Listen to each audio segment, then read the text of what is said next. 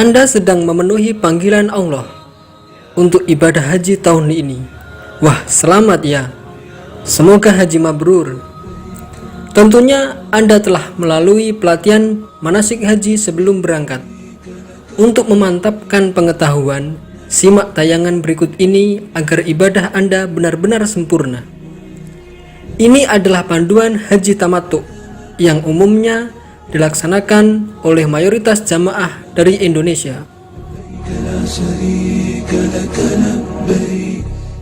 Untuk haji dan umroh, ada 5 mikot yang tidak boleh dilewati kecuali dalam kondisi berikhram, yakni Zulhulaifah atau Bir Ali, Al-Juhfah atau Robil, Qarnul Manazim atau Sa'il Al-Kabir, Yalamlam atau Sa'diyah, dan Zatul Iraq. Jamaah haji Indonesia yang ke Madinah dahulu, maka mikotnya adalah Zulhulaifah atau Bir Ali. Sedangkan jamaah yang langsung ke Mekah, mikotnya adalah di Yalamlam. Mikot ini dilewati jamaah Indonesia saat masih di pesawat. Awak pesawat akan mengumumkan agar rombongan haji berganti baju ikhram di kabin pesawat sekitar 1 jam sebelum melewati mikot ini. Sebaiknya sebelum naik pesawat atau mengenakan pakaian ikhram, Anda sudah memotong kuku, bulu kemaluan dan ketiak, mandi serta memakai wangi-wangian. Ini semua bertujuan agar tidak ada bulu yang rontok saat ikhram. Sebab ketika sudah memulai ikhram, Anda dilarang memotong rambut dari bagian tubuh manapun, mandi, memakai wewangian, dan beberapa larangan lainnya sampai tahallul. Bagi jamaah laki-laki, pakaian ikhram terdiri 2 helai untuk sarung dan selendang serta sandal. Sedangkan perempuan, ikhramnya adalah pakaian yang menutup aurat seperti biasanya, kecuali cadar dan sarung tangan. Setelah semua siap, haji tamattu dimulai dengan niat labbaik Allahumma umratan mutammati'an biha ilal hajj. Aku memenuhi panggilanmu ya Allah dalam rangka berumroh dengan tamattu sampai haji.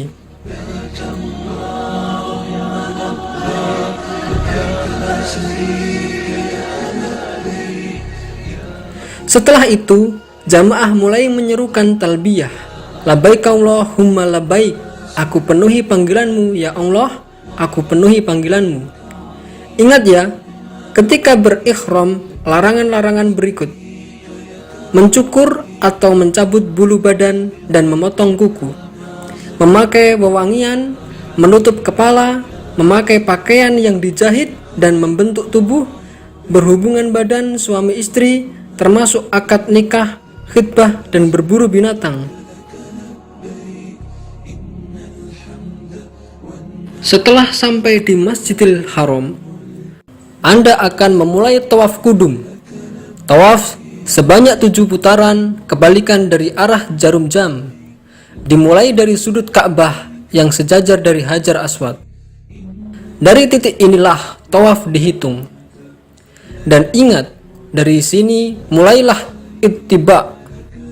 Ittiba adalah menampakkan pundak sebelah kanan dengan melipat kain ikhram di bawah ketiak dan ujungnya di atas pundak kiri. Ittiba hanya disunahkan saat tawaf kudum saja, bukan sejak berikhram dari mikot. Berikan isyarat tanganmu ke arah Hajar Aswad dan mulailah tawaf dengan tenang. Jangan berdesak-desakan atau berebutan untuk mencium Hajar Aswad. Dalam setiap putaran, perbanyaklah doa dan permohonan kepada Allah. Setiap kali berada di rukun Yamani, yakni sudut Ka'bah sebelum Hajar Aswad, Anda disunahkan mengusapnya. Tetapi bila suasana ramai dan tidak mampu melakukannya, lanjutkanlah putaran tanpa memberi isyarat.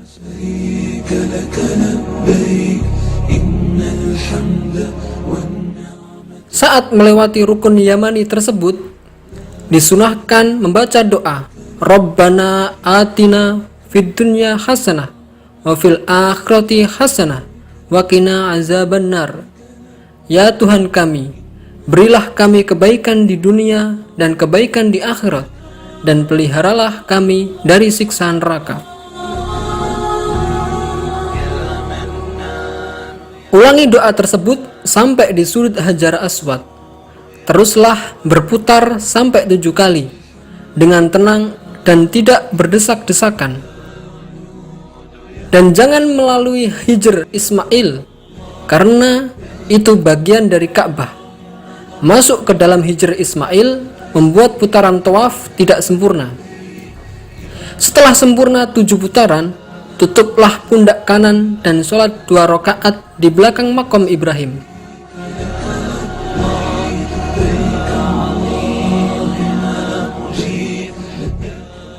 Proses selanjutnya adalah menuju ke tempat sa'i. Dari belakang makom Ibrahim menuju tempat sa'i, Anda akan berjumpa dengan banyak tempat untuk minum air Zam-Zam. Sempatkan minum di sana karena ini disunahkan oleh Nabi Shallallahu Alaihi Wasallam. Kemudian beranjaklah ke pintu Safa sambil membaca firman Allah, Innas Safa wal Marwata min sya'airillah, faman hajjal baita aw i'tamara fala junaha alaihi ayat tawafa bihima, wa man tatawwa khairan fa innallaha syakirun alim. Sesungguhnya Safa dan Marwah adalah sebagian dari syiar Allah. Maka barang siapa yang beribadah haji ke Baitullah atau berumrah, maka tidak ada dosa baginya mengerjakan sa'i antara keduanya. Dan barang siapa yang mengerjakan sesuatu kebajikan dengan kerelaan hati, maka sesungguhnya Allah mensyukuri kebaikan lagi Maha mengetahui. Ketika Anda telah berada di Safa, balikkanlah badanmu ke arah Ka'bah dan membaca doa La ilaha illallah wahdahu la syarikalah lahul mulku wa lahul hamdu yuhyi wa yumitu wa huwa ala kulli syai'in qadir. La ilaha illallah wahdahu la syarikalah anjaza wa'dahu wa nasara 'abdahu wa hazamal ahzabu wahdah. Tiada sesembahan yang hak melainkan Allah semata. Tiada sekutu baginya. Hanya baginya segala kerajaan dan hanya baginya segala puji. Dan Dia Maha Kuasa atas segala sesuatu. Tiada sesembahan yang hak melainkan Dia. Tiada sekutu baginya yang menepati janjinya, yang memenangkan hambanya, dan yang menghancurkan golongan-golongan kafir dengan tanpa dibantu siapapun. Sekarang, mulailah berjalan kaki menuju Marwah sambil membaca doa yang Anda bisa. Ketika di pilar hijau, disunahkan berlari-lari kecil bagi laki-laki dan mempercepat jalan bagi perempuan. Tiba di Marwah, bacalah doa seperti di Safa. Sa'i telah dilakukan dengan sempurna, maka selanjutnya adalah mencukur rambut atau tahallul. Dengan tahallul ini, Anda telah menyudahi ihram. Selanjutnya, Anda boleh memakai pakaian biasa di Mekah sampai tanggal 8 Zulhijjah. Hari ke-8 Hijriyah disebut hari Tarwiyah, yaitu hari pertama rangkaian ibadah haji. Jamaah haji memulai ihram kembali dari Mekah.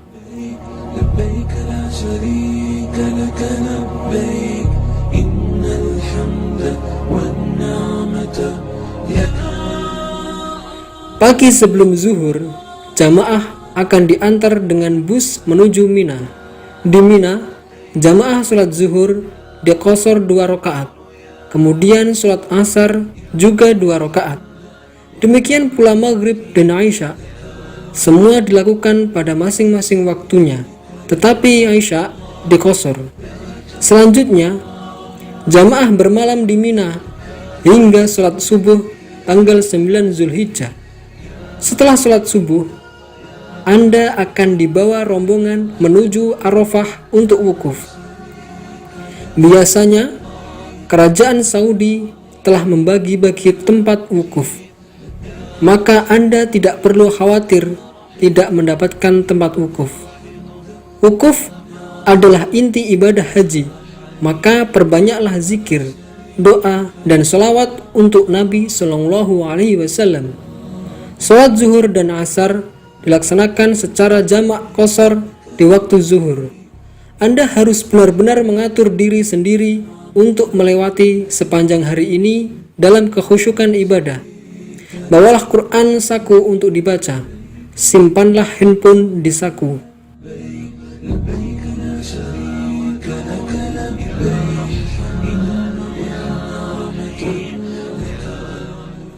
Setelah matahari terbenam, Anda akan dibawa rombongan ke Musdalifah dan bermalam di sana setelah menunaikan sholat maghrib dan isya yang dijamak qashar. Siapkan kardus atau tikar sederhana, karena di Musdalifah tidak tersedia tikar atau alas seperti di Arafah. Terpaan angin juga cukup kencang karena jamaah berada di alam terbuka. Tidak ada tenda di sini. Siapkan botol air kecil untuk wadah kerikil. Banyak kerikil dihamparkan di Musdalifah. Ambillah secukupnya untuk persiapan lempar jamarot.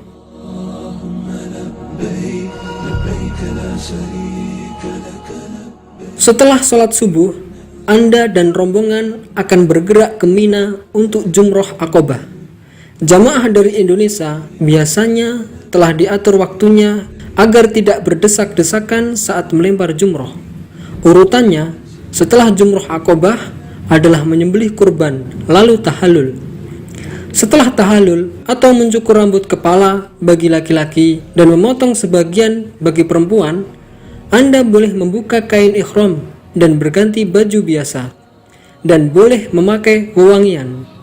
Urutan selanjutnya yang umum disebutkan dalam kitab-kitab fikih adalah menuju Masjidil Haram untuk tawaf ifadah, lalu sa'i, baru kembali lagi ke Mina selama hari-hari tasyrik untuk jumroh lanjutan. Namun, jamaah Indonesia biasanya menginap di Mina sejak hari 10 sampai hari-hari tasyrik, baru beranjak ke Masjidil Haram untuk tawaf ifadah dan sa'i. Pemirsa, itulah tata cara dan doa ibadah haji. Semoga menjadi haji mabrur ya. La ilaha illallah Muhammadun Rasulullah alaihi salatullah wa alihi wal